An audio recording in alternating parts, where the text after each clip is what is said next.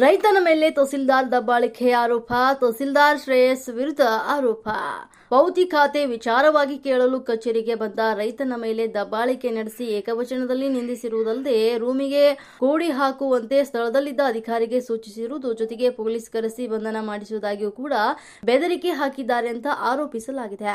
ಕೆಆರ್ಪೇಟೆಗೆ ಬಂದ ಕೆಲವೇ ದಿನಗಳಲ್ಲಿ ರೈತನ ಮೇಲೆ ದೌರ್ಜನ್ಯ, ದಬ್ಬಾಳಿಕೆ, ಬೆದರಿಕೆ ಆರೋಪ ಕೇಳಿ ಬಂದಿದ್ದು, ತಹಸೀಲ್ದಾರ್ ವಿರುದ್ಧ ತಹಸೀಲ್ದಾರ್ ಒಂದು ಹಟಾವೋ ಕೆಆರ್ ಪೇಟೆಯ ಬಚಾವೋ ಚಳುವಳಿ ಪ್ರಾರಂಭಿಸಬೇಕಾಗುತ್ತದೆ ಅಂತ ಕರ್ನಾಟಕ ರಕ್ಷಣಾ ವೇದಿಕೆಯ ಮಂಡ್ಯ ಜಿಲ್ಲಾಧ್ಯಕ್ಷ ಡಿಎಸ್ ವೇಣು, ತಾಲೂಕು ಘಟಕದ ಅಧ್ಯಕ್ಷ ಶ್ರೀನಿವಾಸ್ ಎಚ್ಚರಿಕೆಯನ್ನ ನೀಡುತ್ತಿದ್ದಾರೆ.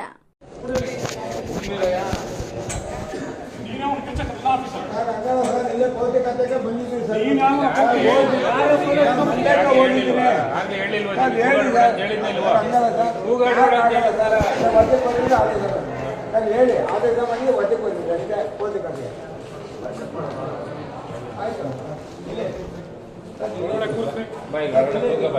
ನಾನು ಇದ್ದೀನಿ ಸರ್, ನಮ್ದೇನಿಲ್ಲ ಸರ್, ಇಲ್ಲೇ ಇದೆ ಸರ್. ಈಗ ಹೋಗಿ ಹೋಗಿ ನಾವು ವೈದ್ಯಕ್ಕೆ ಹೋಗಿ ಮಾಡ್ಕೊಂಡು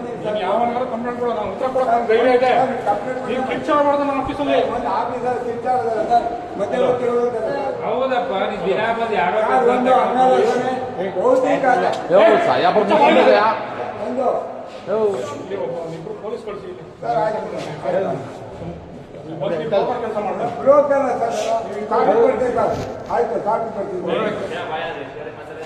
ಏನೇರಿ ದೊಡ್ಡ ಮುಂದೆ